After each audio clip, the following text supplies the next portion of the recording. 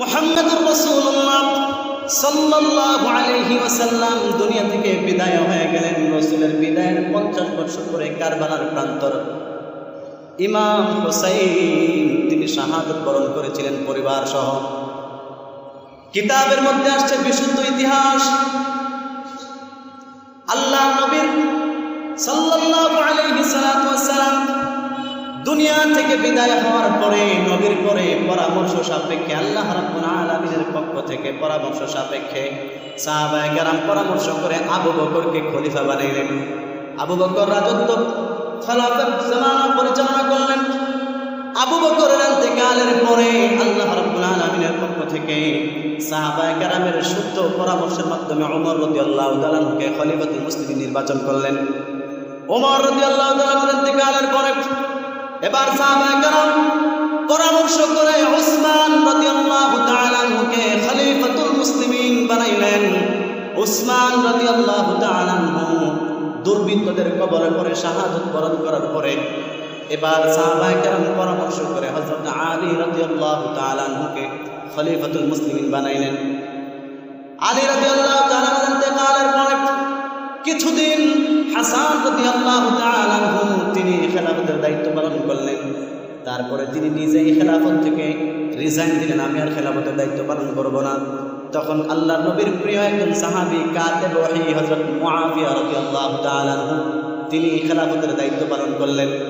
ভাইরা আমার, ইসলামের মধ্যে আল্লাহর নবী আসার আগে মক্কার জমিনে শাসনের সিস্টেম ছিল গোত্রকেন্দ্রিক।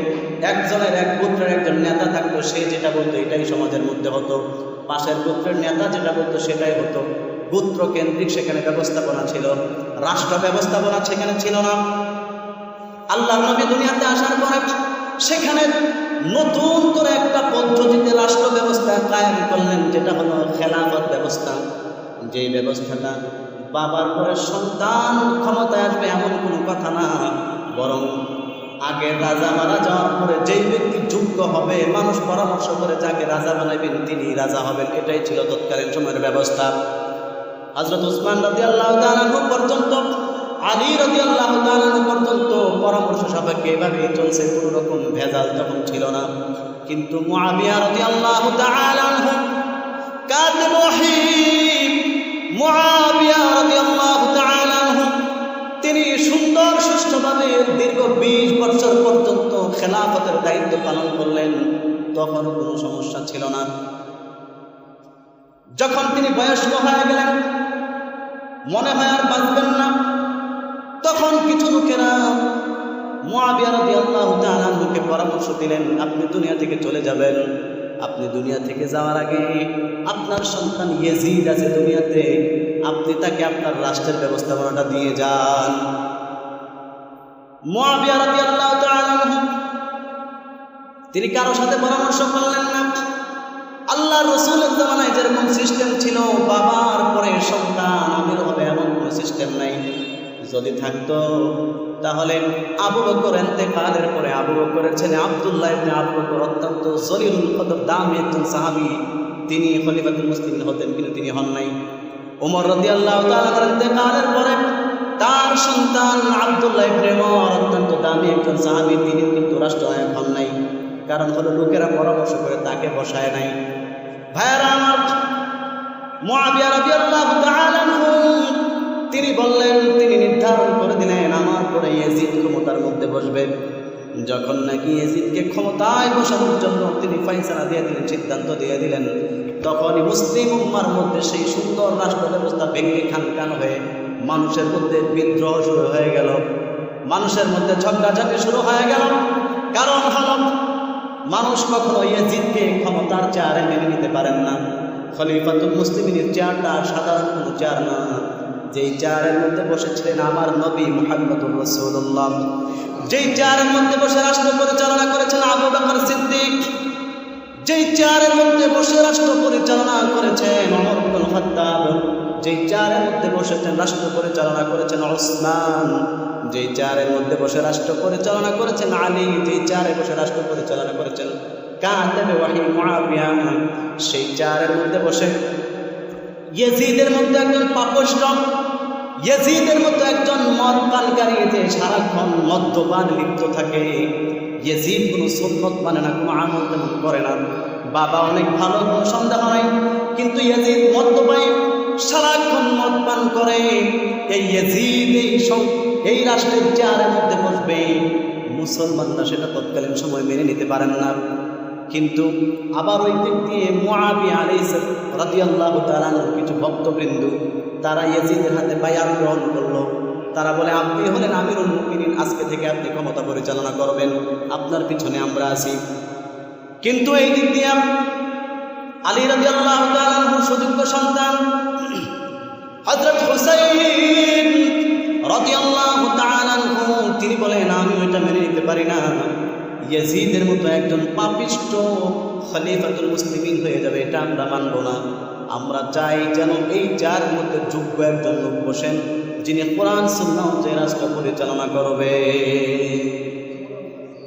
মানুষের মধ্যে ফাটল সৃষ্টি হয়ে গেল, দুইটা ভাগ হয়ে গেল, একদল ইয়াজিদের পক্ষে, আরেক দল হুসাইনকে ক্ষমতার চেয়ারে বসানোর পক্ষে দাঁড়ায় গেল।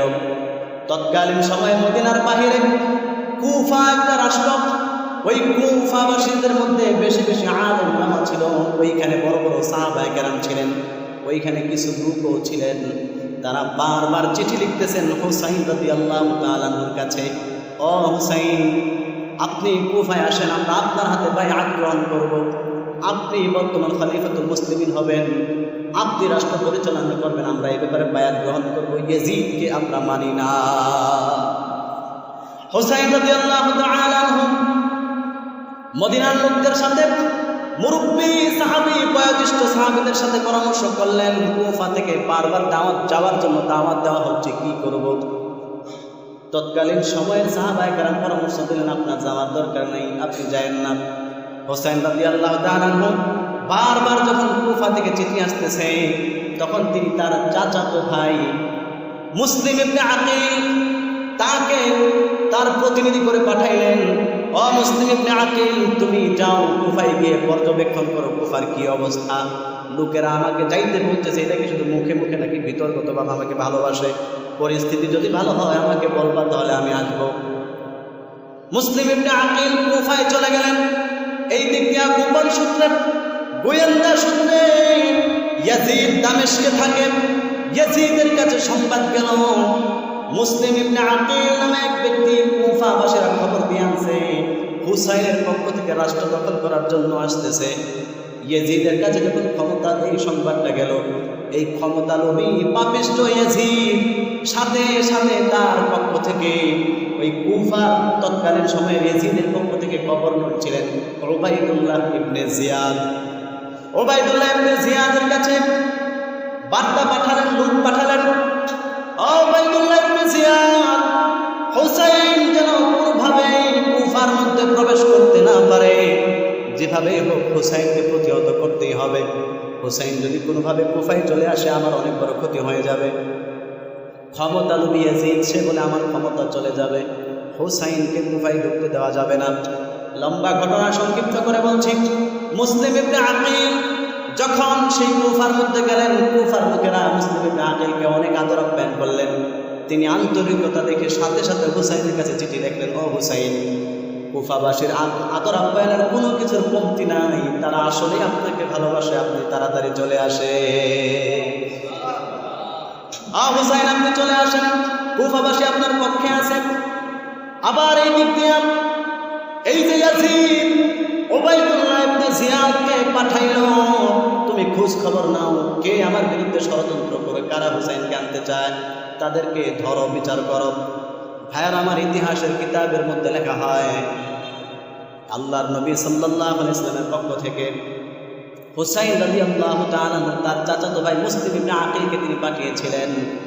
উবাইদুল্লাহ ইবনে জিয়াদ তার সৈন্যবাহিনী দিয়া তাকে ধরে নিয়ে মানুষের সামনে, জনসমাগমের সামনে, প্রকাশ্য দিবালোকে মানুষের সামনে তার কল্লাটা আলাদা করে শরীর থেকে দ্বিখণ্ডিত করে ফেলছে। এইভাবে নির্মম কষ্ট দিয়া তাকে শাহাদাত বরণ করাইছে। মুসলিম ইবনে আকিল রাদিয়াল্লাহু তাআলা আনহুকে এভাবে হত্যা করল এবং তিনি খুঁজে খুঁজে খুঁজে খুঁজে হুসাইনকে গভর্নর বানাতে চায়। যারা যারা আছেন তাদের প্রত্যেককে ধরে ধরে ধরে ধরে জবাই করে হত্যা করলো। এমন একটা সিচুয়েশন সেই কুফার জমিনে সে তৈরি করলো, মানুষের মধ্যে ভীত সন্ত্রস্ত শুরু হয়ে গেছে। ইয়েজিদের বিরুদ্ধে যেই কথা বলে তাকে হত্যা করা হয়, তার কল্লা আলাদা করে ফেলা হয়। এমন একটা অবস্থা সেই কুফায় তৈরি হয়ে গেছে। তখন কুফার কিছু মানুষ পিছয়ে গেল, অনেক মানুষ জীবন দিয়া দিলেন, কিন্তু কিছু কিছু মানুষ পিছায় গেলেন। তারা বললেন, যদি হুসাইনের পক্ষে কথা বলি তাহলে আমাকেও মারবে, আমার সন্তানদেরকেও মারবে, বাড়িঘর পোড়ায় ফেলবে। তারা পিছায় গেল। এই দিক দিয়ে উবাইদুল্লাহ ইবনে জিয়াদ হুসাইন রাদিয়াল্লাহু তাআলা আনহু তিনি মদিনা থেকে আহলে বায়াতদেরকে নিয়ে, তার পরিবারের সদস্যদেরকে নিয়ে, বিভিন্ন রিওয়ায়াতের মধ্যে আসে ৭৮ জন লোক নারী পুরুষ, আবার কোন কোন রিওয়ায়াতে আসে ৭১ জন, কোন কোন রিওয়ায়াতে আছে ৭২ জন লোক নিয়ে হুসাইন রাদিয়াল্লাহু তাআলা আনহু যুদ্ধ করার জন্য কিন্তু তিনি আসেন নাই। কোন রকম বিদ্রোহ করার জন্য, মানুষের মধ্যে মারামারি খুনাখুনি করার জন্য তিনি আসেন নাই। কুফাবাসী তাকে দাওয়াত করেছিল, এই জন্য তিনি আসতেছিলেন কুফায়। তিনি যখন কুফার কাছাকাছি চলে আসলেন, ফুরাত নদীর কিনারায় কারবালার প্রান্তরে যখন তিনি চলে আসলেন, উবাইদুল্লাহ ইবনে জিয়াদ বিশাল বড় সৈন্যের বাহিনী, প্রায় ৪,০০০, কোন কোন রিওয়ায়াতে আছে ৫,০০০ সৈন্যবাহিনী নিয়ে হুসাইন রাদিয়াল্লাহু তাআলা আনহুকে প্রতিহত করার জন্য সেই কারবালার প্রান্তরে চলে গেছে। হুসাইন রাদিয়াল্লাহু তাআলা আনহুকে গিয়ে সেখানে চতুর্দিক দিয়ে ব্যারিকেড দিলেন, এমন ভাবে ব্যারিকেড দিলেন হুসাইন যেন কোনোভাবে কুফার জমিনে ঢুকতে না পারে। হুসাইন রাদিয়াল্লাহু তাআলা আনহু সেদিন ডেকে ডেকে বলেছিলেন, উবাইদুল্লাহ ইবনে জিয়াদ, আমি তোমাদের সাথে যুদ্ধ করতে আসি নাই, তোমাদের ক্ষমতা দখল করতে আসি নাই। কুফাবাসী আমাকে দাওয়াত দিয়েছে, আমার কাছে বায়াত হতে চায়, আমি এই জন্য এসেছি। কোনো রকম মারামারি খুনাখুনি করার প্রস্তুতি নিয়ে আমি আসি নাই, আমাকে ছেড়ে দাও, কুফার জমিনে আমাকে যেতে দাও। উবাইদুল্লাহ ইবনে জিয়াদ ইয়াজিদের পরামর্শে, ইয়াজিদের নির্দেশে সে বলল, হুসাইন, তোমাকে কুফায় যেতে দিতে পারে, একটা শর্ত আছে, তুমি ইয়াজিদের হাতে বায়াত হও, ইয়াজিদের আনুগত্য স্বীকার করে না। ইয়াজিদের হাতে বায়াত হও। হুসাইন রাদিয়াল্লাহু তাআলা আনহু বলেন, ইয়াজিদের মতো একটা পাপিষ্ঠ মাধবের হাতে আমি বায়াত কখনোই করব না, আমার জীবন চলে যাবে, তারপর আমি ইয়াজিদের হাতে বায়াত করব না। হুসাইন রাদিয়াল্লাহু তাআলা আনহু পরিস্থিতি যখন দেখলেন বেগতিক, তখন তিনি বললেন, ও ইয়াজিদ ইবনে জিয়াদ, উবাইদুল্লাহ ইবনে জিয়াদ, আমি কুফায়, হয়তো আমাকে কুফায় যেতে দাও, তোমাদেরকে আমি ৩টা প্রস্তাব দিই, যে কোনো একটা মানো, হয়তো আমাকে কুফাবাসীদের সাথে সাক্ষাৎ করতে দাও, নয়তো আমাকে দামেস্কে সরাসরি ইয়াজিদের সাথে কথা বলার ব্যবস্থা করে দাও, অথবা আমি মদিনায় আবার ফিরে যাব, আমাকে যাওয়ার রাস্তা ছেড়ে দাও। কিন্তু সেই পাপিষ্ঠ বলে, আপনি যদি ইয়াজিদকে না মানেন, আপনাকে কুফায় যেতে দেব না, দামেস্কে ইয়াজিদের সাথে যেতে দেব না, আপনার বাড়িতে ফিরে যেতেও আপনাকে দেব না, আপনাকে যেতে দেব না, আপনার কল্লা কেটে রেখে দেব। উবাইদুল্লাহ ইবনে জিয়াদ আল্লাহর পয়গম্বরের নাতি হযরত হুসাইন রাদিয়াল্লাহু তাআলা আনহু তিনি সৈন্যদেরকে ডেকে ডেকে বললেন, ও সৈনিকেরা, আমার উপর তোমরা অত্যাচার করো না, কারণ তোমরা কি জানো না আমার নবী আমার ব্যাপারে ঘোষণা করেছেন, আল হাসান ওয়াল হুসাইন সাইয়্যিদা শাবাবি আহলিল জান্নাহ। উবাইদুল্লাহ ইবনে জিয়াদ, উবাইদুল্লাহ ইবনে জিয়াদের সৈনিকেরা শোনো, আমার নবী বলেছেন তার পবিত্র জবানে, আমি হাসান, আমার ভাই হাসান এবং আমি হুসাইন জান্নাতি যুবকদের সর্দার, সুতরাং তোমরা আমার সাথে যুদ্ধ করতে কেন আসতেছ? আমার প্রতি কি তোমাদের একটু কোনো রকম মহব্বত নাই? আমাকে তোমরা হত্যা করবে, আমার গায়ে তলোয়ার চালাইবা, একটু কি তোমার দিলটা কাঁপবে না? আমাকে ওখানে যেতে দাও, অথবা আমার বাড়িতে ফিরে যেতে দাও, আমার সাথে যুদ্ধ করতে আইসো না। কোনো রকম যুদ্ধ করার মতো প্রস্তুতি আমি নেই নাই, মারামারি আমি করতে চাই না। উবাইদুল্লাহ ইবনে জিয়াদের সৈন্যরা বলল, কোন অবস্থায় আপনাকে ছাড়া হবে না, আপনি যদি অনুগত্য না করেন তাহলে ফয়সালার দরবারের মাধ্যমে আপনি দরবারে বের হন, আপনার সাথে আমরা যুদ্ধ করব।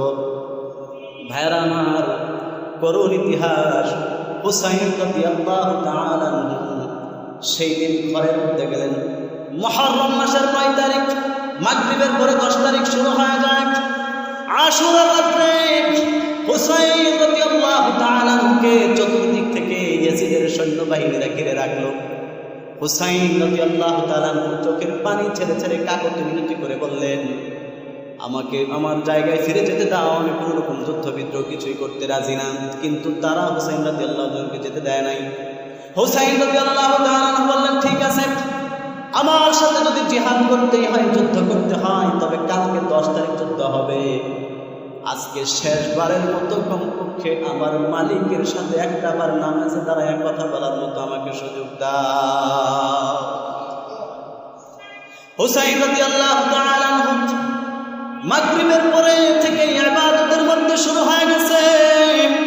হুসাইন রাদিয়াল্লাহু তাআলা নামাজের মধ্যে দাঁড়ায় ইবাদত করেন, সারা রাত আল্লাহর ইবাদতে কাটায় দিলেন। ইবাদত করতে করতে হুসাইন রাদিয়াল্লাহু তাআলা শেষ রাতের দিকে আইসান তন্দ্রা এসে গেল। জামান নামাজের মুসাল্লার মধ্যে, যাই নামাজের মধ্যে হুসাইন রাদিয়াল্লাহু তাআলা একটু ঘুমায় গেলেন। সাথে সাথে হুসাইন রাদিয়াল্লাহু তাআলা স্বপ্ন দেখে হুসাইন রাদিয়াল্লাহু তাআলা কাছে সরাসরি বিশ্ব নবী রাহমাতাল লিল আলামিন এসে হাজির। আল্লাহর পয়গম্বর হুসাইন রাদিয়াল্লাহু তাআলা ডেকে বলে, হুসাইন, সুসংবাদ গ্রহণ করো, আজকে তুমি দুনিয়াতে আছো, অচিরেই অল্প সময়ের মধ্যে তুমি আমি নবীর সাথে মিলিত হয়ে যাইবা। তার মানে বলে ইঙ্গিত দিয়া দিলেন, হুসাইন, তোমার জীবনের কালকে শেষ দিন, দুনিয়া থেকে তুমি কালকেই বিদায় হয়ে যাবে। ইয়াজিদের জালিম বাহিনী কালকে তোমাকে হত্যা করবে, তোমাকে শহীদ করে ফেলবে। লম্বা ঘটনা। সকালবেলা হুসাইন রাদিয়াল্লাহু তাআলা তাঁবুর মধ্যে প্রবেশ করলেন। তাঁবুর মধ্যে গিয়ে একটা ভাষণ দিলেন। ঘরের মধ্যে নারী পুরুষ যারা ছিল সবাইকে বলল, আমার সাথে যারা যারা আসছে তোমাদের সকলের কাছে আমার একটা বিনতি, ইয়াজিদের বাহিনী আমার রক্ত চায়, আমার কল্যাণ চায়, তোমাদের কোনো ক্ষতি তারা করবে না। আমাকে রেখে তোমরা চলে যাও, যুদ্ধ জিহাদ যা করার তারা আমার সাথে করবে, তোমাদের সাথে কোনো বাধা নাই, তোমরা চলে যাও। আহলে বায়াতের সবাই এক বাক্যে তখন বলা, হুসাইন, আপনি কি করে ভাবলেন এমন বিপদের মুহূর্তে আপনাকে ফেলে রেখে আমরা চলে যাব?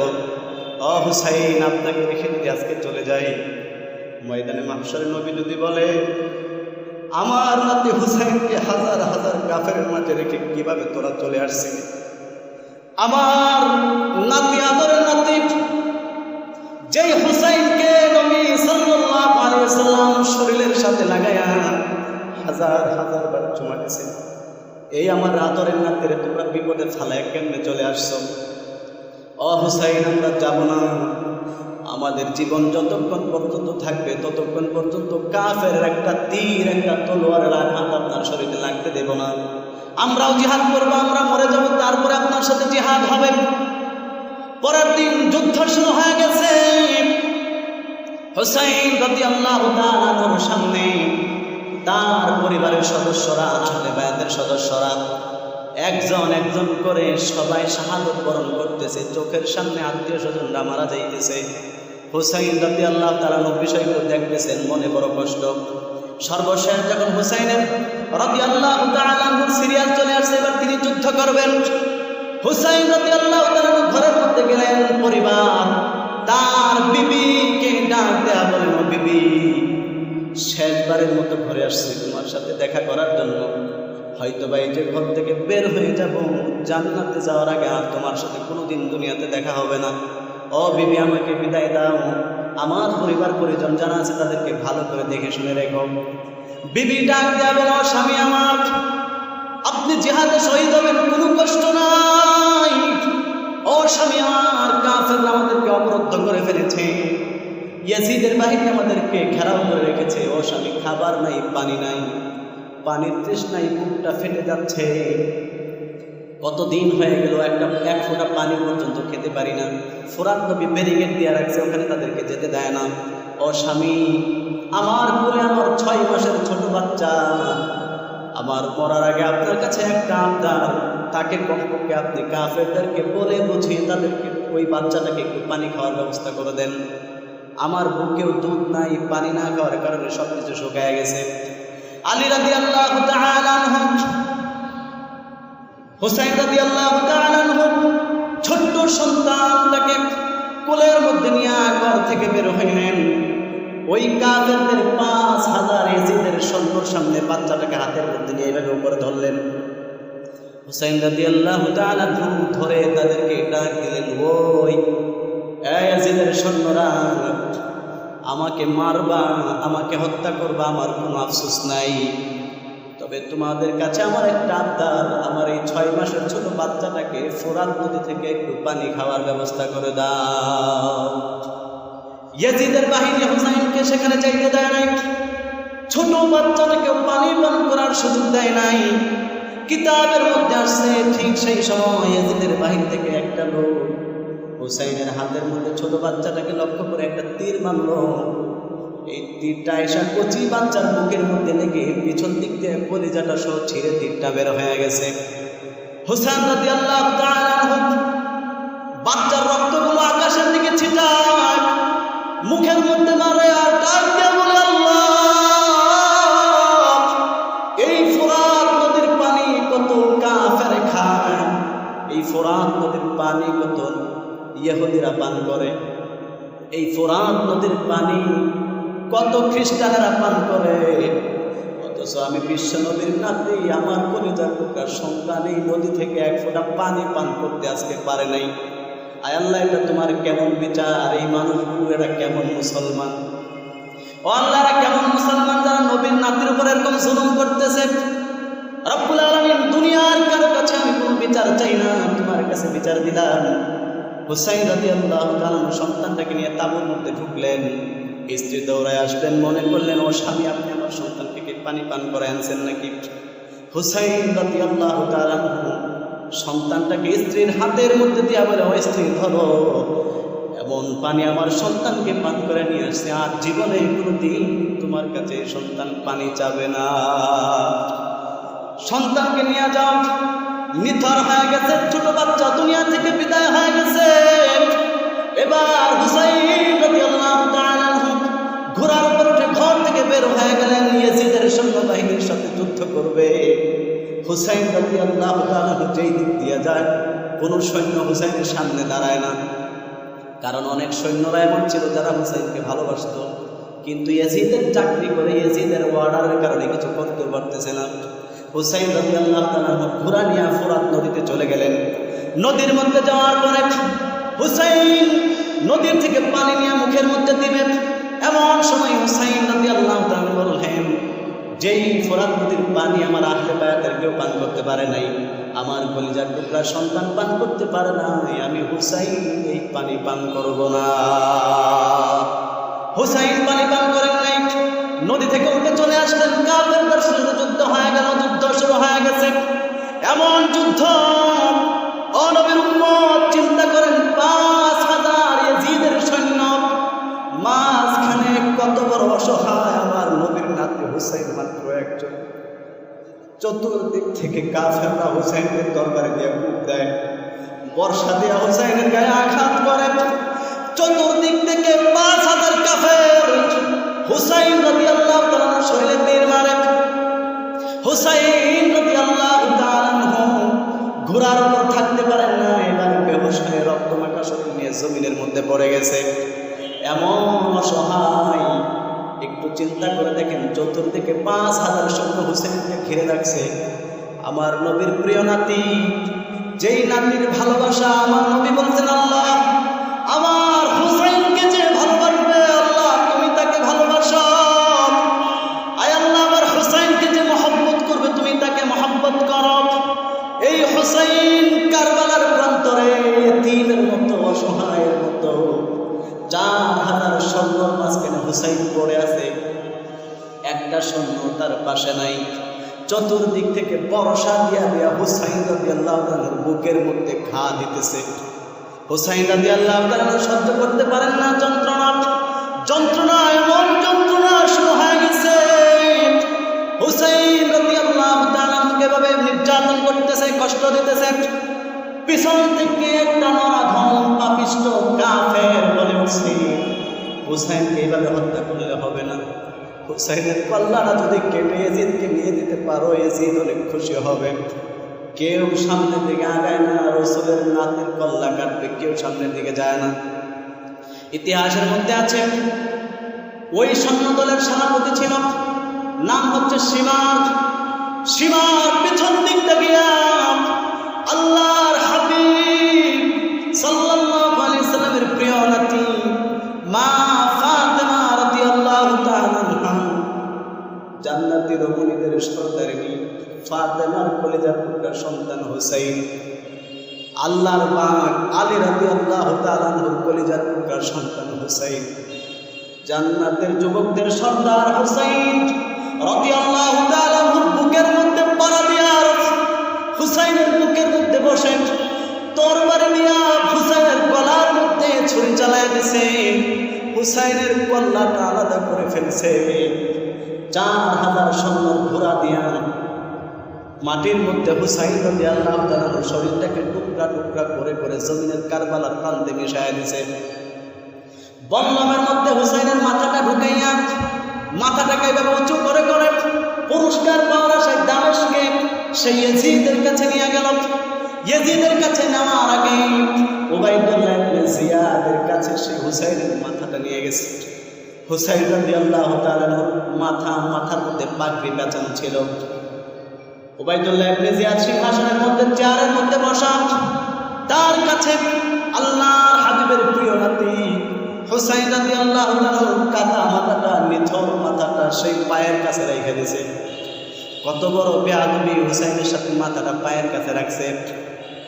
উবাইদুল্লাহ ইবনে জিয়াদ হাতের মধ্যে একটা লাঠি ছিল, লাঠিটা দিয়া দিয়া হুসাইনের মাথার মধ্যে আঘাত করে, চেহারার মধ্যে আঘাত করতেছে, হুসাইনের দাঁতের মধ্যে আঘাত করে, হুসাইন রাদিয়াল্লাহু তাআলা ঠোঁটের মধ্যে আঘাত করে আর বলে, ও হুসাইন, এটা তোমার জীবনের অনেক বড় একটা পরাজয়।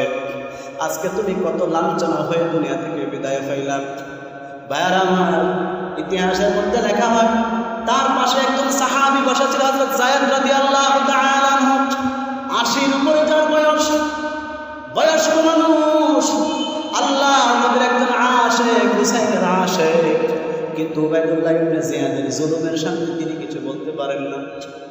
আল্লাহর নবীর এই নাতির মুখের ঠোঁটের মধ্যে যখন লাঠি দিয়া দেয়, আঘাত করে বাড়ি দেয়, হুসাইনের মাথাটাকে পায়ের কাছে রাইখা যখন সে অপমান করতেছে, কিতাবের মধ্যে আছে তখন যায়েদ রাদিয়াল্লাহু তাআলা আনহু বৃদ্ধ বয়সে চেয়ার থেকে দাঁড়ায় গেল।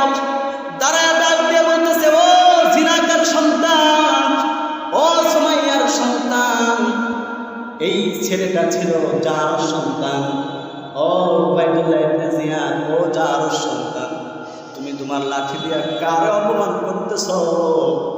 এখনো সময় আছে, সাবধান হও। তোমার লাঠি দিয়া তুমি কার মাথার মধ্যে আঘাত করতেছ? উবাইদুল্লাহ ইবনে জিয়াদ, কার লাঠি দিয়া তুমি কার ঠোঁটের মধ্যে আঘাত করতেছ?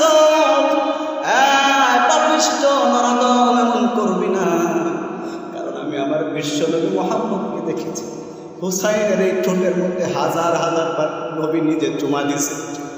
হুসাইনের ঠোঁটটা আমার নবীর ঠোঁটের মধ্যে জীবনে হাজার হাজার বার লাগাইছে। হুসাইনের মাথাটাকে নবী তার বুকের মধ্যে হাজার হাজার বার লাগাইছে। এই মাথার মধ্যে তোর নাপাক লাঠি দিয়ে আঘাত করিস না, আমার সামনে এই কাজ করিস না, আমি সহ্য করতে পারি না। ভাইরা আমার, লম্বা ঘটনা। এই নাফরমান হুসাইন রাদিয়াল্লাহু তাআলা আনহুর মাথাটাকে নিয়ে গেলেন দামেস্কে ইয়াজিদের সামনে। কিন্তু ইতিহাস আমাদেরকে সাক্ষ্য দেয়, এই ইয়াজিদ আল্লাহর নবীর পরিবারের আহলে বায়াতের সদস্য, বিশেষ করে তাদেরকে এইভাবে নির্যাতন করে নির্মমভাবে হত্যা করলো। আল্লাহর পয়গম্বরের প্রিয় নাতিকে এইভাবে নির্মমভাবে হত্যা করেছে, কল্লাটা আলাদা করেছে। এই ইয়াজিদ একটা সৈন্যর কোনো রকম বিচার সে কোনোদিন করে না, একজন মানুষেরও সে বিচার করে না। এই ইয়াজিদ পাপিষ্ঠ, সারাক্ষণ মদ পান নিয়ে ব্যস্ত হয়ে থাকতো, সারাক্ষণ নারীদেরকে কিভাবে ভোগ করা যায়, নাচ গান ইত্যাদিতে ব্যস্ত হয়ে থাকতো। সুন্নত মানত না, রসুলের কোনো আদর্শ মানত না। ক্ষমতার জন্য সে এত বেশি লোভী হয়ে গিয়েছিল যে আমার ক্ষমতা টিকানোর জন্য কাকে মারব, কাকে বাঁচিয়ে রাখবো, এটা আমার ব্যাপার। পৃথিবীর সমস্ত মানুষ মরে যাক, কিন্তু আমার ক্ষমতা টিকে থাকতে হবে, আমি ক্ষমতায় থাকতে চাই। ইসলামী হুকুমতের যে সিস্টেম ছিল, মানুষ পরামর্শ করে যাকে রাষ্ট্রের মধ্যে বসাবে, এটা কোনোটাই সে মানত না। বর্তমানে এরকম মানুষ আছে না নাই? জোরে বলেন, আছে না নাই? এমন পাপিষ্ট মারাদম আমাদের সমাজে বহুত আছে। আমার ক্ষমতা টিকায় রাখার জন্য, আমি রাষ্ট্রের মধ্যে ক্ষমতায় থাকার জন্য, আমার আধিপত্য বিস্তার করার জন্য, আমার বিরুদ্ধে যেই কথা বলবে তার কল্যাণ উড়ায় দেবে, এরকম নাফরমান আমাদের সমাজে আছে না নাই? আপনারা কি ভয় পাইতেছেন? এমন বহুত লোক আছে যে আমি টিকে থাকতে চাই, 100 জন মারা যাক, কোনো কিছু হবে না। এই ইয়াজিদ এত বড় নাফরমান ছিল, সে এত বড় পাপিষ্ট ছিল। হুসাইন রাদিয়াল্লাহু তাআলাকে হত্যা করার পরে এবার সে তার ক্ষমতাকে আরো চিরস্থায়ী করার জন্য দ্বিতীয় বর্ষরে সে মদিনায় হামলা করেছিল। শত শত নবীর সাহাবীদেরকে সে হত্যা করেছে নির্মমভাবে। এই ইয়াজিদ শুধু এতটুকু শেষ হয়, তৃতীয় বর্ষরে সে ক্ষমতা পাইয়া মক্কা শরীফে হামলা করেছিল। মক্কার মধ্যে অনেক সাহাবীদেরকে সে হত্যা করেছে, কিন্তু চতুর্থ বর্ষ সে অপমানিত হয়ে লাঞ্ছিত হয়ে দুনিয়া থেকে বিদায় হয়েছে। আলহামদুলিল্লাহ। ইতিহাস প্রমাণ করে হুসাইন রাদিয়াল্লাহু তাআলা আনহু কারবালার প্রান্তরে জীবন দিয়েছেন, কল্লা দিয়েছেন। এটা দেওয়ার দ্বারাই হুসাইন রাদিয়াল্লাহু তাআলা মরে যায় নাই, বরং হুসাইন রাদিয়াল্লাহু তাআলা সেদিন শাহাদাতের অমীয় পেয়ালা পান করে তিনি চিরঞ্জীব হয়েছেন। পৃথিবীর সেই আল্লাহ রসুলের জামানা থেকে, হুসাইনের জামানা থেকে হুসাইনের মহব্বত তৎকালীন মানুষের ভিতরে শুধু না, কিয়ামত পর্যন্ত যত উম্মত আসবে প্রত্যেকটা মানুষের অন্তরের মধ্যে হুসাইনের মহব্বত আল্লাহ রাব্বুল আলামিন হুসাইনের মহব্বত তাদের দিলে ঢুকাই দিয়েছে। কিন্তু ইয়াজিদ সেই কারবালার প্রান্তরে সে বিজয় হয়েছিল, হুসাইনকে হত্যা করে, আহলে বাইতকে হত্যা করে সে বিজয়ী হয়েছিল। কিন্তু আল্লাহ তাকে এমনভাবে নিকৃষ্টতম অবস্থায় তাকে নিয়ে গেছেন, এখন পর্যন্ত কোন মানুষ ইয়াজিদ নামে তার সন্তানের কোনো নাম রাখে না।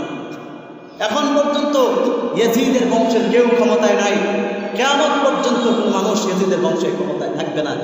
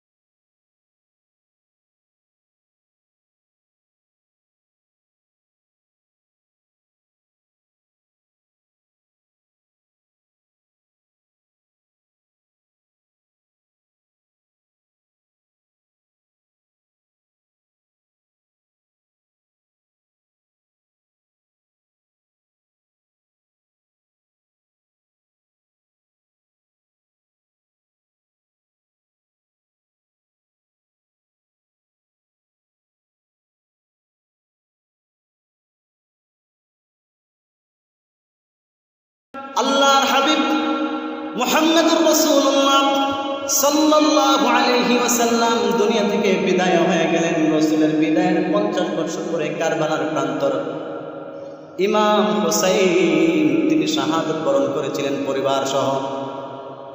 কিতাবের মধ্যে আসছে বিশুদ্ধ ইতিহাস, আল্লাহ নবীর সাল্লাল্লাহু আলাইহি ওয়াসাল্লাম দুনিয়া থেকে বিদায় হওয়ার পরে নবীর পরে পরামর্শ সাপেক্ষে আল্লাহ রাব্বুল আলামিনের পক্ষ থেকে পরামর্শ সাপেক্ষে সাহাবায়ে কেরাম পরামর্শ করে আবু বকরকে খলিফা বানাইলেন। আবু বকর রাজত্ব খেলাফত জামানা পরিচালনা করলেন। আবু বকরের ইন্তেকালের পরে আল্লাহ রাব্বুল আলামিনের পক্ষ থেকে সাহাবায়ে কেরামের শুদ্ধ পরামর্শের মাধ্যমে ওমর রাদিয়াল্লাহু তাআলা কে খলিফাতুল মুসলিমিন নির্বাচন করলেন। ওমর রাদিয়াল্লাহু তাআলার ইন্তেকালের পরে এবার সাহাবায়ে কেরাম পরামর্শ করে উসমান রাদিয়াল্লাহু তাআলা কে খলিফাতুল মুসলিমিন বানাইলেন। উসমান রাদিয়াল্লাহু তাআলা দুর্বৃত্তদের কবলে পড়ে শাহাদাত বরণ করার পরে এবার সাহাবায়ে কেরাম পরামর্শ করে হযরত আলী রাদিয়াল্লাহু তাআলা কে খলিফাতুল মুসলিমিন বানাইলেন। আলী রাদিয়াল্লাহু তাআলা ইন্তেকালের পরে কিছুদিন হাসান রাদিয়াল্লাহু তাআলা তিনি খেলাফতের দায়িত্ব পালন করলেন। তারপরে তিনি নিজেই খেলাফত থেকে রিজাইন দিলেন, আমি আর খেলাফতের দায়িত্ব পালন করব না। তখন আল্লাহর নবীর প্রিয় একজন সাহাবী কাতেব ওহী হযরত মুআবিয়া রাদিয়াল্লাহু তাআলা তিনি খেলাফতের দায়িত্ব পালন করলেন। ভাইরা আমার, ইসলামের মধ্যে আল্লাহর নবী আসার আগে মক্কার জমিনে শাসনের সিস্টেম ছিল গোত্রকেন্দ্রিক। একজনের এক গোত্রের একজন নেতা থাকতো, সে যেটা বলতো এটাই সমাজের মধ্যে হতো। পাশের গোত্রের নেতা যেটা বলতো সেটাই হতো। গোত্রকেন্দ্রিক সেখানে ব্যবস্থাপনা ছিল, রাষ্ট্র ব্যবস্থাপনা সেখানে ছিল না। আল্লাহর নবী দুনিয়াতে আসার পরে সেখানে নতুন করে একটা পদ্ধতিতে রাষ্ট্র ব্যবস্থা কায়েম করলেন, যেটা হলো খেলাফত ব্যবস্থা। যেই ব্যবস্থাটা বাবার পরে সন্তান ক্ষমতায় আসবে এমন কোনো কথা না, বরং আগে রাজা মারা যাওয়ার পরে যেই ব্যক্তি যোগ্য হবে, মানুষ পরামর্শ করে যাকে রাজা বানাইবেন তিনি রাজা হবেন। এটাই ছিল তৎকালীন সময়ের ব্যবস্থা। হযরত উসমান রাদিয়াল্লাহু তাআলা পর্যন্ত, আলী রাদিয়াল্লাহু তাআলা পর্যন্ত পরামর্শ সাপেক্ষে এভাবে চলছে, কোনো রকম ভেজাল তখন ছিল না। কিন্তু মুআবিয়া রাদিয়াল্লাহু তাআলা কাতেব ওহী মুআবিয়া রাদিয়াল্লাহু তাআলা তিনি সুন্দর সুষ্ঠুভাবে দীর্ঘ 20 বছর পর্যন্ত খেলাফতের দায়িত্ব পালন করলেন। তখন কোনো সমস্যা ছিল না। যখন তিনি বয়স্ক হয়ে গেলেন, মনে হয় আর বাঁচবেন না, তখন কিছু লোকেরা মুআবিয়া রাদিয়াল্লাহু তাআলা কে পরামর্শ দিলেন, আপনি দুনিয়া থেকে চলে যাবেন। আপনি দুনিয়া থেকে যাওয়ার আগে আপনার সন্তান ইয়াজিদ আছে দুনিয়াতে, আপনি তাকে আপনার রাষ্ট্রের ব্যবস্থাপনাটা দিয়ে যান। মুআবিয়া রাদিয়াল্লাহু তাআলা তিনি কারোর সাথে পরামর্শ করলেন না। আল্লাহর রাসূলের জামানায় যেরকম সিস্টেম ছিল বাবার পরে সন্তান আমির হবে এমন কোনো সিস্টেম নাই। যদি থাকতো তাহলে আবু বকর ইন্তেকালের পরে আবু বকরের ছেলে আব্দুল্লাহ ইবনে আবু বকর অত্যন্ত জলিলুল কদর দামি একজন সাহাবী, তিনি খলিফাতুল মুসলিমিন হতেন, কিন্তু তিনি হন নাই। ওমর রাদিয়াল্লাহু তাআলা ইন্তেকালের পরে তার সন্তান আব্দুল্লাহ ইবনে ওমর অত্যন্ত দামি একজন সাহাবী, তিনি কিন্তু রাষ্ট্রনায়ক হন নাই। কারণ হলো লোকেরা পরামর্শ করে তাকে বসায় নাই। ভাইরা আমার, মুআবিয়া রাদিয়াল্লাহু তাআলা তিনি বললেন, তিনি নির্ধারণ করে দিলেন আমার পরে ইয়াজিদ ক্ষমতার মধ্যে বসবে। যখন নাকি ইয়াজিদকে ক্ষমতায় বসানোর জন্য তিনি ফয়সালা দিয়ে দিলেন, সিদ্ধান্ত দিয়ে দিলেন, তখনই মুসলিম উম্মার মধ্যে সেই সুন্দর রাষ্ট্র ব্যবস্থা ভেঙে খান হয়ে মানুষের মধ্যে বিদ্রোহ শুরু হয়ে গেল, মানুষের মধ্যে ঝগড়াঝাটি শুরু হয়ে গেল। কারণ হলো মানুষ কখনো ইয়াজিদকে ক্ষমতার চেয়ারে মেনে নিতে পারেন না। খলিফাতুল মুসলিমিনের চেয়ারটা সাধারণ কোনো চেয়ার না, যেই চেয়ারের মধ্যে বসেছিলেন আমার নবী মুহাম্মদুর রাসূলুল্লাহ, যেই চেয়ারের মধ্যে বসে রাষ্ট্র পরিচালনা করেছেন আবু বকর সিদ্দিক, যেই চেয়ারের মধ্যে বসে রাষ্ট্র পরিচালনা করেছেন ওমর ইবনুল খাত্তাব, যেই চেয়ারের মধ্যে বসেছেন রাষ্ট্র পরিচালনা করেছেন ওসমান, যেই চেয়ারের মধ্যে বসে রাষ্ট্র পরিচালনা করেছেন আলী, যেই চেয়ারে বসে রাষ্ট্র পরিচালনা করেছেন কাতেব ওহী মুআবিয়া, সেই চেয়ারের মধ্যে বসে ইয়াজিদের মধ্যে একজন পাপস্ট ইয়াজিদের মতো একজন মদ পানকারী যে সারাক্ষণ মদ্যপান লিপ্ত থাকে, ইয়াজিদ কোনো সুন্নত মানে না, কোনো আমল তেমন করে না, বাবা অনেক ভালো, কোনো সন্দেহ নাই, কিন্তু ইয়াজিদ মদ্যপায়ী, সারাক্ষণ মদ পান করে। এই ইয়াজিদ এই রাষ্ট্রের চেয়ারের মধ্যে বসবে, মুসলমানরা সেটা তৎকালীন সময় মেনে নিতে পারেন না। কিন্তু আবার ওই দিক দিয়ে মুআবিয়া আলাইহিস রাদিয়াল্লাহু তাআলা আনহুর কিছু ভক্তবৃন্দ তারা ইয়াজিদের হাতে বায়াত গ্রহণ করলো। তারা বলে, আপনি হলেন আমিরুল মুমিনিন, আজকে থেকে আপনি ক্ষমতা পরিচালনা করবেন, আপনার পিছনে আমরা আছি। কিন্তু এই দিক দিয়ে আলী রাদিয়াল্লাহু তাআলা আনহুর সুযোগ্য সন্তান হযরত হুসাইন রাদিয়াল্লাহু তাআলা আনহু তিনি বলেন, আমি ওইটা মেনে নিতে পারি না, ইয়াজিদের মতো একজন পাপিষ্ঠ খলিফাতুল মুসলিমিন হয়ে যাবে, এটা আমরা মানব না। আমরা চাই যেন এই চার মধ্যে যোগ্য একজন লোক বসেন, যিনি কোরআন সুন্নাহ অনুযায়ী রাষ্ট্র পরিচালনা করবে। মানুষের মধ্যে ফাটল সৃষ্টি হয়ে গেল, দুইটা ভাগ হয়ে গেল, একদল ইয়াজিদের পক্ষে, আরেক দল হুসাইনকে ক্ষমতার চেয়ারে বসানোর পক্ষে দাঁড়ায় গেল। তৎকালীন সময়ে মদিনার বাহিরে কুফা একটা রাষ্ট্র, ওই কুফাবাসীদের মধ্যে বেশি বেশি আলেম ওলামা ছিল, ওইখানে বড় বড় সাহাবায়ে কেরাম ছিলেন, ওইখানে কিছু গ্রুপও ছিলেন। তারা বারবার চিঠি লিখতেছেন হুসাইন রাদিয়াল্লাহু তাআলা আনহুর কাছে, ও হুসাইন, আপনি কুফায় আসেন, আমরা আপনার হাতে বায়াত গ্রহণ করব, আপনি বর্তমান খলিফাতুল মুসলিমিন হবেন, আপনি রাষ্ট্র পরিচালনা করবেন, আমরা এই ব্যাপারে বায়াত গ্রহণ করব, ইয়াজিদকে আমরা মানি না। হুসাইন রাদিয়াল্লাহু তাআলা আনহু মদিনার লোকদের সাথে, মুরব্বী সাহাবী বয়োজ্যেষ্ঠ সাহাবীদের সাথে পরামর্শ করলেন, কুফা থেকে বারবার দাওয়াত যাওয়ার জন্য দাওয়াত দেওয়া হচ্ছে, কি করব। তৎকালীন সময়ের সাহাবায়ে কেরাম পরামর্শ দিলেন, আপনার যাওয়ার দরকার নেই, আপনি যায়েন না। হুসাইন রাদিয়াল্লাহু তাআলা আনহু বারবার যখন কুফা থেকে চিঠি আসতেছে, তখন তিনি তার চাচাতো ভাই মুসলিম ইবনে আকিল তাকে তার প্রতিনিধি করে পাঠাইলেন, ও মুসলিম ইবনে আকিল, তুমি যাও কুফায় গিয়ে পর্যবেক্ষণ করো কুফার কি অবস্থা। লোকেরা আমাকে যাইতে বলতেছে, এটা কি শুধু মুখে মুখে নাকি বিতর্কতভাবে আমাকে ভালোবাসে, পরিস্থিতি যদি ভালো হয় আমাকে বলবা, তাহলে আমি আসবো। মুসলিম ইবনে আকিল কুফায় চলে গেলেন। এই দিক দিয়ে গোপন সূত্রে, গোয়েন্দা সূত্রে ইয়াজিদ দামেস্কে থাকে, ইয়াজিদের কাছে সংবাদ গেল, মুসলিম ইবনে আকিল নামে এক ব্যক্তি কুফাবাসীরা খবর দিয়ে আনছে, হুসাইনের পক্ষ থেকে রাষ্ট্র দখল করার জন্য আসতেছে। ইয়াজিদের কাছে যখন ক্ষমতা এই সংবাদটা গেল, এই ক্ষমতা লোভী পাপিষ্ঠ ইয়াজিদ সাথে সাথে তার পক্ষ থেকে ওই কুফা তৎকালীন সময়ে ইয়াজিদের পক্ষ থেকে গভর্নর ছিলেন ওবাইদুল্লাহ ইবনে জিয়াদ, ওবাইদুল্লাহ ইবনে জিয়াদের কাছে বার্তা পাঠালেন, লোক পাঠালেন, ওবাইদুল্লাহ ইবনে জিয়াদ, হুসাইন যেন কোনোভাবে কুফার মধ্যে প্রবেশ করতে না পারে, যেভাবে হোক হুসাইনকে প্রতিহত করতেই হবে। হুসাইন যদি কোনোভাবে কুফায় চলে আসে, আমার অনেক বড় ক্ষতি হয়ে যাবে। ক্ষমতা লোভী ইয়াজিদ, সে বলে আমার ক্ষমতা চলে যাবে, হুসাইনকে কুফায় ঢুকতে দেওয়া যাবে না। লম্বা ঘটনা সংক্ষিপ্ত করে বলছি, মুসলিম ইবনে আকিল যখন সেই কুফার মধ্যে গেলেন, কুফার লোকেরা মুসলিম ইবনে আকিলকে অনেক আদর আপ্যায়ন করলেন। তিনি আন্তরিকতা দেখে সাথে সাথে হুসাইনের কাছে চিঠি লিখলেন, ও হুসাইন, কুফাবাসীর আদর আপ্যায়নের কোনো কিছুর কমতি নাই, তারা আসলে আপনাকে ভালোবাসে, আপনি তাড়াতাড়ি চলে আসে। হুসাইন, আপনি চলে আসেন, কুফাবাসী আপনার পক্ষে আছে। আবার এই দিক দিয়ে এই যে ইয়াজিদ ওবাইদুল্লাহ ইবনে জিয়াদকে পাঠাইলো, তুমি খোঁজ খবর নাও, কে আমার বিরুদ্ধে ষড়যন্ত্র করে, কারা হুসাইনকে আনতে চায়, তাদেরকে ধরো, বিচার করো। ভাইয়ার আমার, ইতিহাসের কিতাবের মধ্যে লেখা হয়, আল্লাহর নবী সাল্লাল্লাহু আলাইহি ওয়াসাল্লামের পক্ষ থেকে হুসাইন রাদিয়াল্লাহু তাআলা তার চাচাতো ভাই মুসলিম ইবনে আকিলকে তিনি পাঠিয়েছিলেন। উবাইদুল্লাহ ইবনে জিয়াদ তার সৈন্যবাহিনী দিয়া তাকে ধরে নিয়ে মানুষের সামনে, জনসমাগমের সামনে, প্রকাশ্য দিবালোকে মানুষের সামনে তার কল্লাটা আলাদা করে শরীর থেকে দ্বিখণ্ডিত করে ফেলছে। এইভাবে নির্মম কষ্ট দিয়া তাকে শাহাদাত বরণ করাইছে। মুসলিম ইবনে আকিল রাদিয়াল্লাহু তাআলা আনহুকে এভাবে হত্যা করল এবং তিনি খুঁজে খুঁজে খুঁজে খুঁজে হুসাইনকে গভর্নর বানাতে চায়। যারা যারা আছেন তাদের প্রত্যেককে ধরে ধরে ধরে ধরে জবাই করে হত্যা করলো। এমন একটা সিচুয়েশন সেই কুফার জমিনে সে তৈরি করলো, মানুষের মধ্যে ভীত সন্ত্রস্ত শুরু হয়ে গেছে। ইয়েজিদের বিরুদ্ধে যেই কথা বলে তাকে হত্যা করা হয়, তার কল্লা আলাদা করে ফেলা হয়।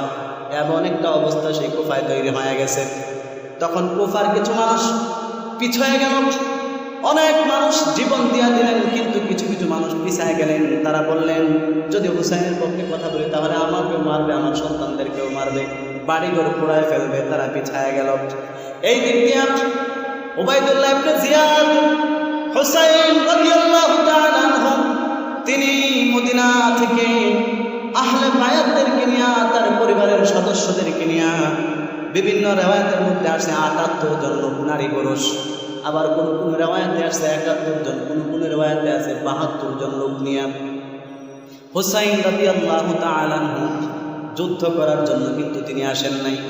কোন রকম বিদ্রোহ করার জন্য, মানুষের মধ্যে মারামারি খুনাখুনি করার জন্য তিনি আসেন নাই।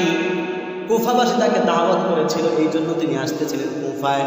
তিনি যখন কুফার কাছাকাছি চলে আসলেন, ফুরাত নদীর কিনারায় কারবালার প্রান্তরে যখন তিনি চলে আসলেন, উবাইদুল্লাহ ইবনে জিয়াদ বিশাল বড় সৈন্যের বাহিনী, প্রায় ৪,০০০, কোন রেওয়ায়াতে আছে ৫,০০০ সৈন্যবাহিনী নিয়ে হুসাইন রাদিয়াল্লাহু তাআলা আনহুকে প্রতিহত করার জন্য সেই কারবালার প্রান্তরে চলে গেছে। হুসাইন রাদিয়াল্লাহু তাআলা আনহুকে গিয়ে সেখানে চতুর্দিক দিয়ে ব্যারিকেড দিলেন, এমন ভাবে ব্যারিকেড দিলেন হুসাইন যেন কোনোভাবেই কুফার জমিনে ঢুকতে না পারে। হুসাইন রাদিয়াল্লাহু তাআলা আনহু সেদিন ডেকে ডেকে বলেছিলেন, উবাইদুল্লাহ ইবনে জিয়াদ, আমি তোমাদের সাথে যুদ্ধ করতে আসি নাই, তোমাদের ক্ষমতা দখল করতে আসি নাই। কুফাবাসী আমাকে দাওয়াত দিয়েছে, আমার কাছে বায়াত হতে চাই, আমি এই জন্য এসেছি। কোনো রকম মারামারি খুনাখুনি করার প্রস্তুতি নিয়ে আমি আসি নাই, আমাকে ছেড়ে দাও, কুফার জমিনে আমাকে যেতে দাও। উবাইদুল্লাহ ইবনে জিয়াদ ইয়াজিদের পরামর্শে, ইয়াজিদের নির্দেশে সে বলল, হুসাইন, তোমাকে কুফায় যেতে দিতে পারে, একটা শর্ত আছে, তুমি ইয়াজিদের হাতে বায়াত হও, ইয়াজিদের আনুগত্য স্বীকার করে না, ইয়াজিদের হাতে বায়াত হও। হুসাইন রাদিয়াল্লাহু তাআলা আনহু বলেন, ইয়াজিদের মতো একটা পাপিষ্ঠ মাধবের হাতে আমি বায়াত কখনোই করব না, আমার জীবন চলে যাবে, তারপর আমি ইয়াজিদের হাতে বায়াত করব না। হুসাইন রাদিয়াল্লাহু তাআলা আনহু পরিস্থিতি যখন দেখলেন বেগতিক, তখন তিনি বললেন, ও ইয়াজিদ ইবনে জিয়াদ, উবাইদুল্লাহ ইবনে জিয়াদ, আমি কুফায়, হয়তো আমাকে কুফায় যেতে দাও, তোমাদেরকে আমি ৩টা প্রস্তাব দিই, যে কোনো একটা মানো, হয়তো আমাকে কুফাবাসীদের সাথে সাক্ষাৎ করতে দাও, নয়তো আমাকে দামেশকে সরাসরি ইয়াজিদের সাথে কথা বলার ব্যবস্থা করে দাও, অথবা আমি মদিনায় আবার ফিরে যাব, আমাকে যাওয়ার রাস্তা ছেড়ে দাও। কিন্তু সেই পাপিষ্ঠ বলে, আপনি যদি ইয়াজিদকে না মানেন, আপনাকে কুফায় যেতে দেব না, দামেশকে ইয়াজিদের সাথে যেতে দেব না, আপনার বাড়িতে ফিরে যেতেও আপনাকে দেব না, আপনাকে যেতে দেব না, আপনার কল্লা কেটে রেখে দেব। উবাইদুল্লাহ ইবনে জিয়াদ আল্লাহর পয়গম্বরের নাতি হযরত হুসাইন রাদিয়াল্লাহু তাআলা আনহু তিনি সৈন্যদেরকে ডেকে ডেকে বললেন, ও সৈনিকেরা, আমার উপর তোমরা অত্যাচার করো না, কারণ তোমরা কি জানো না আমার নবী আমার ব্যাপারে ঘোষণা করেছেন, আল হাসান ওয়াল হুসাইন সাইয়্যিদা শাবাবি আহলিল জান্নাহ।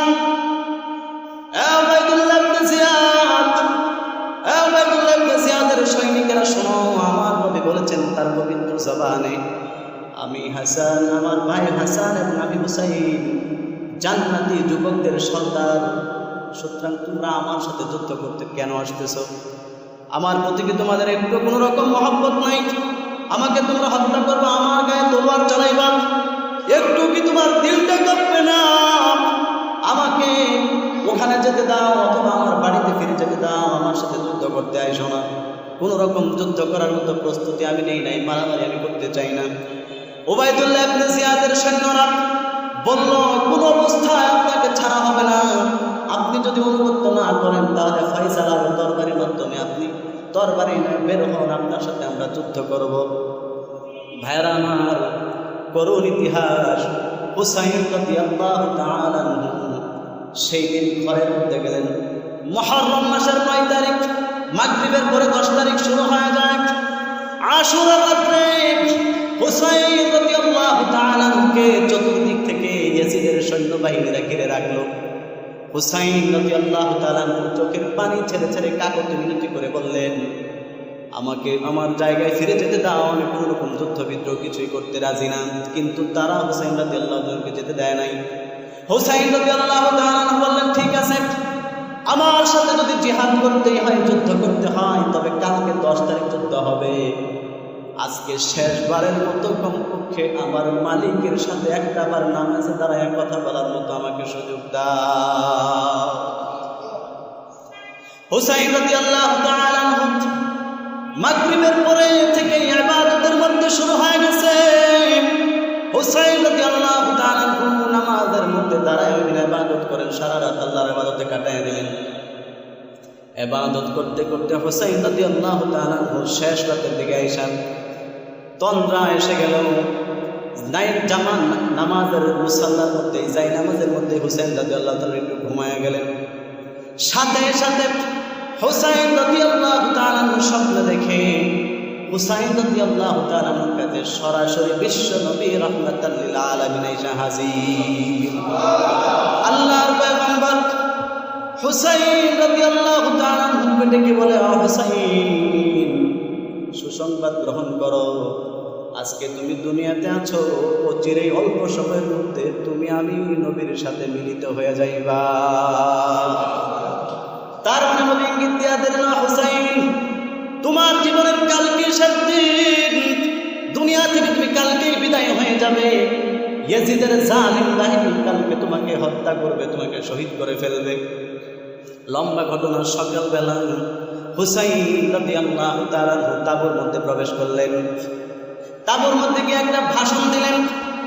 ঘরের মধ্যে নারী পুরুষ যারা ছিল সবাইকে বলল, আমার সাথে যারা যারা আসছে তোমাদের সকলের কাছে আমার একটা বিনতি, ইয়াজিদের বাহিনী আমার রক্ত চায়, আমার কল্লা চায়, তোমাদের কোনো ক্ষতি তারা করবে না।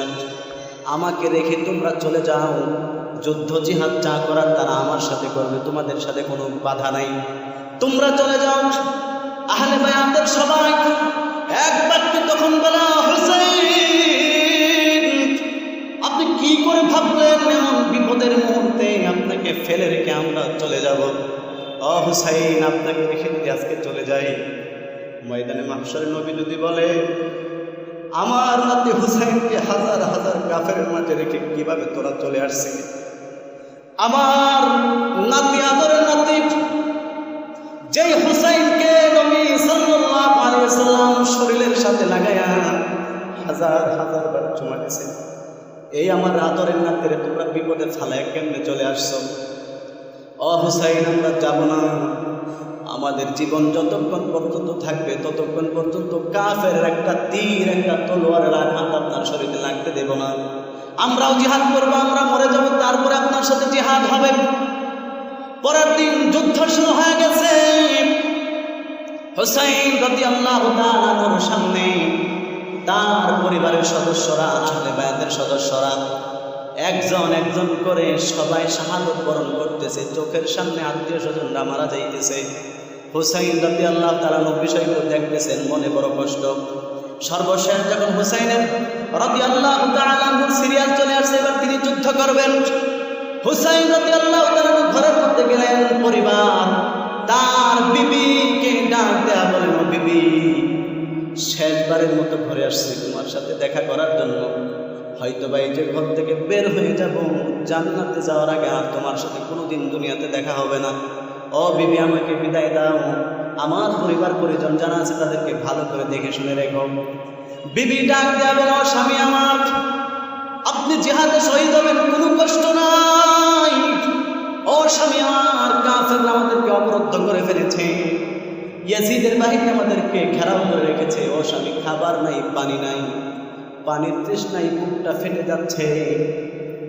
কতদিন হয়ে গেল এক ফোঁটা পানি পর্যন্ত খেতে পারি না। ফোরাত নবী ব্যারিকেড দিয়ে রাখছে, ওখানে তাদেরকে যেতে দেয় না। ও স্বামী, আমার কোলে আমার 6 মাসের ছোট বাচ্চা, আমার মরার আগে আপনার কাছে একটা আবদার, তাকে কমপক্ষে আপনি কাফেরদেরকে বলে বুঝিয়ে তাদেরকে ওই বাচ্চাটাকে একটু পানি খাওয়ার ব্যবস্থা করে দেন। আমার বুকেও দুধ নাই, পানি না খাওয়ার কারণে সবকিছু শুকায় গেছে। আলী রাদিয়াল্লাহু তাআলা আনহু, হুসাইন রাদিয়াল্লাহু তাআলা আনহু ছোট্ট সন্তানটাকে কোলের মধ্যে নিয়ে ঘর থেকে বের হইলেন। ওই কাফেরদের 5000 এজিদের সৈন্যর সামনে বাচ্চাটাকে হাতের মধ্যে নিয়ে এইভাবে উপরে ধরলেন। হুসাইন রাদিয়াল্লাহু তাআলা ধরে তাদেরকে ডাক দিলেন, ওই এজিদের সৈন্যরা, আমাকে মারবা, আমাকে হত্যা করবা, আমার কোনো আফসোস নাই, তবে তোমাদের কাছে আমার একটা আবদার, আমার এই 6 মাসের ছোট বাচ্চাটাকে ফোরাত নদী থেকে একটু পানি খাওয়ার ব্যবস্থা করে দাও। ইয়াজিদের বাহিনী হুসাইনকে সেখানে যাইতে দেয় নাই, ছোট বাচ্চাটাকে পানি পান করার সুযোগ দেয় নাই। কিতাবের মধ্যে আসছে ঠিক সেই সময় ইয়াজিদের বাহিনী থেকে একটা লোক হুসাইনের হাতের মধ্যে ছোট বাচ্চাটাকে লক্ষ্য করে একটা তীর মারল। এই তীরটা এসে কচি বাচ্চার বুকের মধ্যে লেগে পিছন দিক দিয়ে কলিজাটা সহ ছিঁড়ে তীরটা বের হয়ে গেছে। হুসাইন রাদিয়াল্লাহু তাআলা আনহু বাচ্চার রক্তগুলো আকাশের দিকে ছিটায়, মুখের মধ্যে মারে আর ডাক দিয়ে বলে, আল্লাহ, এই ফোরাত নদীর পানি কত কাফের খায়, এই ফোরাত নদীর পানি কত ইহুদিরা পান করে, এই ফোরাত নদীর পানি কত খ্রিস্টানেরা পান করে, অথচ আমি বিশ্ব নদীর নাতি, আমার কলিজার টুকরা সন্তান এই নদী থেকে এক ফোঁটা পানি পান করতে আজকে পারে নাই। আয় আল্লাহ, এটা তোমার কেমন বিচার? এই মানুষগুলো এরা কেমন মুসলমান? ও আল্লাহ, এরা কেমন মুসলমান যারা নবীর নাতির উপর এরকম জুলুম করতেছে? রব্বুল আলামিন, দুনিয়ার কারো কাছে আমি কোনো বিচার চাই না, তোমার কাছে বিচার দিলাম। হুসাইন রাদিয়াল্লাহু তাআলা সন্তানটাকে নিয়ে তাঁবুর মধ্যে ঢুকলেন। স্ত্রী দৌড়ায় আসলেন, মনে করলেন ও স্বামী, আপনি আমার সন্তানকে কি পানি পান করে আনছেন নাকি? হুসাইন রাদিয়াল্লাহু তাআলা সন্তানটাকে স্ত্রীর হাতের মধ্যে দিয়া বলে, ও স্ত্রী, ধরো, এমন পানি আমার সন্তানকে পান করে নিয়ে আসছে, আর জীবনে কোনোদিন তোমার কাছে সন্তান পানি চাবে না। সন্তানকে নিয়ে যাও। নিথর হয়ে গেছে, ছোট বাচ্চা দুনিয়া থেকে বিদায় হয়ে গেছে। এবার হুসাইন রাদিয়াল্লাহু তাআলা ঘোড়ার উপর উঠে ঘর থেকে বের হয়ে গেলেন, ইয়াজিদের সৈন্যবাহিনীর সাথে যুদ্ধ করবে। হুসাইন রাদিয়াল্লাহু তাআলা যেই দিক দিয়ে যায়, কোনো সৈন্য হুসাইনের সামনে দাঁড়ায় না, কারণ অনেক সৈন্যরা এমন ছিল যারা হুসাইনকে ভালোবাসত, কিন্তু ইয়াজিদের চাকরি করে ইয়াজিদের অর্ডারের কারণে কিছু করতে পারতেছে না। হুসাইন রাদিয়াল্লাহু তাআলা ঘোড়া নিয়ে ফোরাত নদীতে চলে গেলেন। নদীর মধ্যে যাওয়ার পরে হুসাইন নদীর থেকে পানি নিয়ে মুখের মধ্যে দিবেন, এমন সময় হুসাইন রাদিয়াল্লাহু তাআলা বললেন, যেই ফোরাত নদীর পানি আমার আহলে বায়াতের কেউ পান করতে পারে নাই, আমার কলিজার টুকরা সন্তান পান করতে পারে নাই, আমি হুসাইন এই পানি পান করব না। হুসাইন পানি পান করেন নাই, নদী থেকে উঠে চলে আসলেন। কাফেরদের সাথে যুদ্ধ হয়ে গেল, যুদ্ধ শুরু হয়ে গেছে। এমন যুদ্ধ, ও নবীর উম্মত, চিন্তা করেন 5000 ইয়াজিদের সৈন্য, মাঝখানে কত বড় অসহায় আমার নবীর নাতি হুসাইন মাত্র একজন। চতুর্দিক থেকে কাফেররা হুসাইনের দরবারে দিয়ে কূপ দেয়, বর্ষা দিয়ে হুসাইনের গায়ে আঘাত করে। চতুর্দিক থেকে 5000 কাফের হুসাইন রাদিয়াল্লাহু তাআলা শরীরে তীর মারে। হুসাইন রাদিয়াল্লাহু তাআলা ঘোড়ার উপর থাকতে পারেন না, এবার বেহুশ হয়ে রক্তমাখা শরীর নিয়ে জমিনের মধ্যে পড়ে গেছে। এমন অসহায়, একটু চিন্তা করে দেখেন, চতুর্দিকে 5000 সৈন্য হুসাইনকে ঘিরে রাখছে। আমার নবীর প্রিয় নাতি, যেই নাতির ভালোবাসা আমার নবী বলছেন, আল্লাহ আমার হুসাইনকে যে ভালোবাসবে, আল্লাহ তুমি তাকে ভালোবাসো। আয় আল্লাহ, আমার হুসাইনকে যে মহব্বত করবে, তুমি তাকে মহব্বত করো। এই হুসাইন কারবালার প্রান্তরে এতিমের মতো, অসহায়ের মতো 4000 সৈন্যর মাঝখানে হুসাইন পড়ে আছে, একটা সৈন্য তার পাশে নাই। চতুর্দিক থেকে বর্ষা দিয়া দিয়া হুসাইন রাদিয়াল্লাহু তাআলার বুকের মধ্যে ঘা দিতেছে। হুসাইন রাদিয়াল্লাহু তাআলা সহ্য করতে পারেন না যন্ত্রণা, যন্ত্রণা এমন যন্ত্রণা শুরু হয়ে গেছে। হুসাইন রাদিয়াল্লাহু তাআলা কিভাবে নির্যাতন করতেছে, কষ্ট দিতেছে। পিছন থেকে একটা নরাধম পাপিষ্ঠ কাফের বলে উঠছে, হুসাইনকে এইভাবে হত্যা করলে হবে না, হুসাইনের কল্লাটা যদি কেটে ইয়াজিদকে নিয়ে দিতে পারো ইয়াজিদ অনেক খুশি হবে। কেউ সামনের দিকে আগায় না, রাসূলের নাতির কল্লা কাটবে কেউ সামনের দিকে যায় না। ইতিহাসের মধ্যে আছে ওই সৈন্য দলের সেনাপতি ছিল, নাম হচ্ছে সিমার। সিমার পেছন দিক থেকে আল্লাহর হাবিব সাল্লাল্লাহু আলাইহি সাল্লামের প্রিয় নাতি মা ফাতেমা রাদিয়াল্লাহু তাআলা আনহা, জান্নাতি রমণীদের সর্দারিনী ফাতেমার কলিজার টুকরা সন্তান হুসাইন, আল্লাহর বাগ আলী রাদিয়াল্লাহু তাআলা আনহুর কলিজার টুকরা সন্তান হুসাইন, জান্নাতের যুবকদের সর্দার হুসাইন রাদিয়াল্লাহু তাআলা আনহুর বুকের মধ্যে পাড়া দিয়া হুসাইনের বুকের মধ্যে বসে তরবারি নিয়ে হুসাইনের গলার মধ্যে ছুরি চালায় দিছে, হুসাইনের কল্লাটা আলাদা করে ফেলছে। 4000 স্বর্ণ ঘোড়া দিয়া মাটির মধ্যে হুসাইন রাদিয়াল্লাহু তাআলা আনহুর শরীরটাকে টুকরা টুকরা করে করে জমিনের কারবালার প্রান্তে মিশায় দিছে। বল্লমের মধ্যে হুসাইনের মাথাটা ঢুকাইয়া মাথাটাকে এভাবে উঁচু করে করে পুরস্কার পাওয়ার আশায় দামেস্কে সেই ইয়াজিদের কাছে নিয়ে গেল। ইয়াজিদের কাছে নেওয়ার আগে উবাইদুল্লাহ ইবনে জিয়াদের কাছে সেই হুসাইনের মাথাটা নিয়ে গেছে। হুসাইন রাদিয়াল্লাহু তাআলা মাথার মধ্যে পাগড়ি পেঁচানো ছিল। উবাইদুল্লাহ ইবনে জিয়াদ সিংহাসনের মধ্যে চেয়ারের মধ্যে বসা, তার কাছে আল্লাহর হাবিবের প্রিয় নাতি হুসাইন রাদিয়াল্লাহু তাআলার কাটা মাথাটা, নিথর মাথাটা সেই পায়ের কাছে রেখে দিয়েছে। কত বড় বেয়াদবি, হুসাইনের সাথে মাথাটা পায়ের কাছে রাখছে। উবাইদুল্লাহ ইবনে জিয়াদ হাতের মধ্যে একটা লাঠি ছিল, লাঠিটা দিয়া দিয়া হুসাইনের মাথার মধ্যে আঘাত করে, চেহারার মধ্যে আঘাত করতেছে, হুসাইনের দাঁতের মধ্যে আঘাত করে, হুসাইন রাদিয়াল্লাহু তাআলা ঠোঁটের মধ্যে আঘাত করে আর বলে, ও হুসাইন, এটা তোমার জীবনের অনেক বড় একটা পরাজয়। আজকে তুমি কত লাঞ্ছনা হয়ে দুনিয়া থেকে বিদায় পাইলা। ভাইয়ারা আমার, ইতিহাসের মধ্যে লেখা হয় তার পাশে একজন সাহাবী বসা ছিল, হযরত যায়েদ রাদিয়াল্লাহু তাআলা আনহু।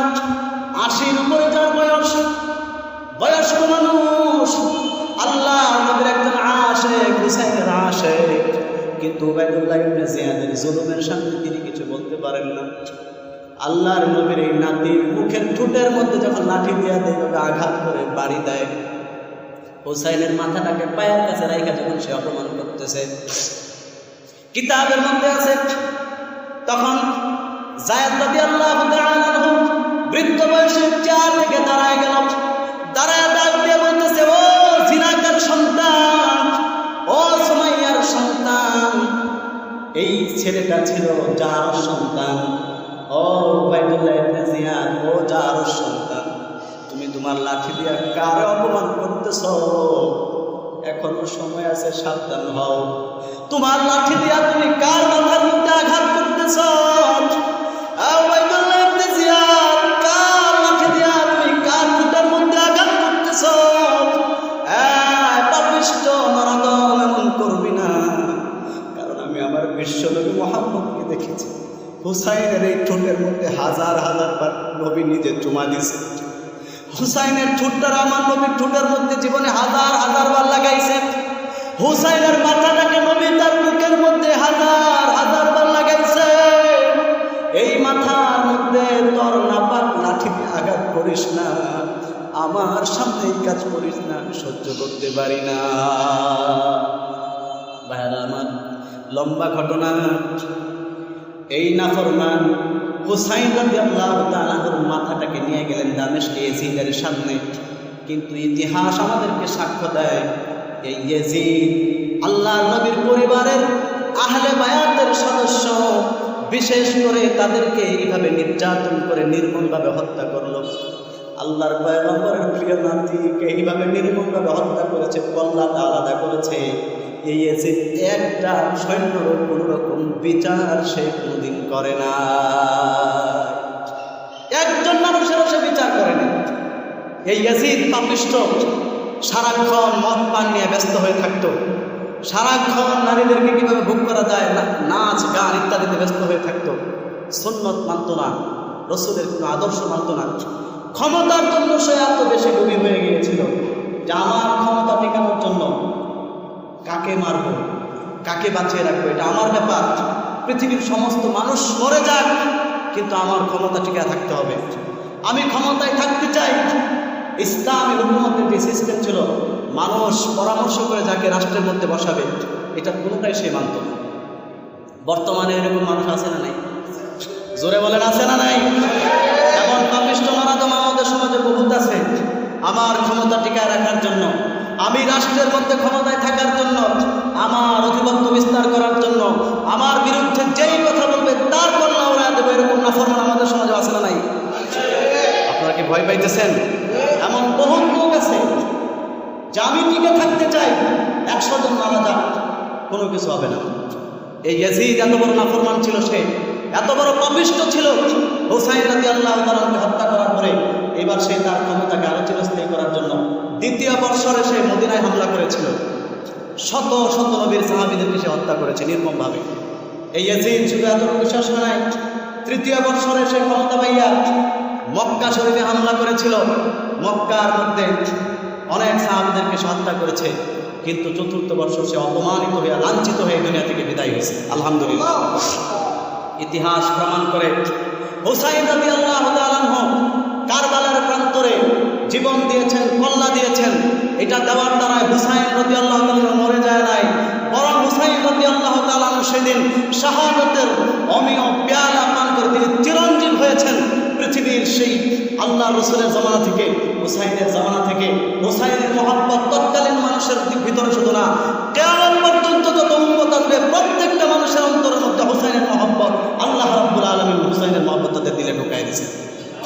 কিন্তু ইয়াজিদ সেই কারবালার প্রান্তরে সে বিজয় হয়েছিল, হুসাইনকে হত্যা করে, আহলে বাইতকে হত্যা করে সে বিজয়ী হয়েছিল। কিন্তু আল্লাহ তাকে এমনভাবে নিকৃষ্টতম অবস্থায় তাকে নিয়ে গেছেন, এখন পর্যন্ত কোনো মানুষ ইয়াজিদ নামে তার সন্তানের কোনো নাম রাখে না। এখন পর্যন্ত ইয়াজিদের বংশের কেউ ক্ষমতায় নাই, কিয়ামত পর্যন্ত কোনো মানুষ ইয়াজিদের বংশের ক্ষমতায় থাকবে না। কাজে আমাদের এই ঘটনা থেকে শিক্ষা, হুসাইন রাদিয়াল্লাহু তাআলা এই পাপিষ্ট নরাধম ইয়াজিদের হাতে বেয়াত গ্রহণ করে নাই। তিনি এই ইয়াজিদের বিরুদ্ধে, ইয়াজিদের 4000 সৈন্যের বিরুদ্ধে নিজের ঈমান নিয়ে তিনি একাই জিহাদ করে গিয়েছিলেন। আমাদের জন্য, মুসলমানদের জন্য শিক্ষা, ইসলামী হুকুমতের মধ্যে, ইসলামী রাষ্ট্রের মধ্যে, ইসলামী কোনো কাজের মধ্যে যেখানে আমির নির্বাচন হবে, আমিরুল মুমিনিন নির্বাচন হবে, আমির নির্বাচন হবে মজলিসে শুরার মাধ্যমে, ঠিক কিনা? আমির নির্বাচন হবে ইসলামের সিস্টেম, মানুষ পরামর্শ করে তাকে যে আমির বানাবে সেই আমির। সুতরাং কেউ যদি তার নিজের ক্ষমতাকে টিকিয়ে রাখার জন্য, নিজের আমিরত্বকে টিকিয়ে রাখার জন্য ওটু আমির হয়ে যায়, হুসাইনের আদর্শ যারা দিলের মধ্যে লালন করে তারা কখনো সেই সমস্ত ওটু আমিরের অনুসরণ করবে না, ঠিক কিনা বলেন? আপনারা জানেন আমাদের বাংলাদেশে দাওয়াত ও তাবলীগের মেহনতের মধ্যে আপনারা দেখেছেন এই 1 তারিখে, সেই ডিসেম্বরের 1 তারিখ 2019 সালের আপনাদের এই ইজতেমার মাঠের মধ্যে কত বড় সংঘর্ষ হয়েছিল। শুধু একটা মাত্র কারণ, এই মাওলানা সাআদ, আল্লাহ তাকে হেদায়েত দান করুন, জোরে পড়েন আমিন। সে নিজেকে আমির দাবি করে বসছে, মজলিসে শুরা তাকে আমির হিসাবে চায় না। ইসলামের নিয়ম হচ্ছে কেউ আমির হতে হলে তাকে পরামর্শ সাপেক্ষে আমির বানাবে, তাকে কেউ আমির হিসাবে চায় না। কিন্তু তার চিন্তা ভাবনা আমার আমির টিকায় রাখার জন্য, আমার আমিরগিরি টিকায় রাখার জন্য 100 মানুষ মরে যায়, 100 মানুষের রক্ত ঝরুক, তাতে আমার কিছু আসে যায় না। এই চরিত্র সম্পূর্ণ ইয়াজিদের সাথে মিল আছে। এই চরিত্র হচ্ছে ইয়াজিদের চরিত্র। কিন্তু যারা হক্কানিয়াতের উপর থাকে, যারা হুসাইনের আদর্শ লালন করে, তারা কখনো ইসলামের বহির্ভূতভাবে যারা নিজেকে আমির দাবি করতে চায়, প্রয়োজনে নিজের জীবন দিয়ে দিবে, কিন্তু এরকম ওটু আমিরকে কখনো আমির হিসাবে মানবে না ইনশাআল্লাহ। আমরা উলামায়ে কেরামের নেতৃত্বে যারা তাবলীগ করেন, আমরা কেউ এই ওটু আমিরকে আমির মানি না। তাকে সম্মান করে আলেম হিসাবে, তাবলীগের মুরব্বী হিসাবে সম্মান করি, কিন্তু উলামায়ে কেরাম মজলিসে শুরা যেহেতু তাকে আমির বানায় না, আমরা তাকে আমির মানি না, কোনোদিন মানবো না ইনশাআল্লাহ। তবে সে যদি তওবা করে ফিরে আসে, আমাদের উলামায়ে কেরাম এবং মজলিসে শুরা যারা আছে তারা যদি আবার তাকে যদি আমির বানায়, তখন আমরা আবার তাকে ফুলের মালা দিয়া আমির হিসাবে বরণ করে নিব ইনশাআল্লাহ, ঠিক কিনা? এই জন্য প্রিয় ভাইয়েরা আমার, এই কারবালার ইতিহাস শুধু ইতিহাস শুনলে হবে না, আমাদেরকে শিক্ষা গ্রহণ করতে হবে। জীবনের প্রতিটা ক্ষেত্রে ইসলামের বিপক্ষে যে কোনো কাজ আসবে মুসলমান কখন সেটাকে মেনে নিতে পারে না। আমাদের যে গায়ের মধ্যে যতক্ষণ পর্যন্ত একটা রক্ত থাকবে ততক্ষণ পর্যন্ত মুসলমান কখনো সেটার সাথে একাত্মতা পোষণ করতে পারে না। এই জন্য আমরা এগুলোকে কখনো মেনে নিব না।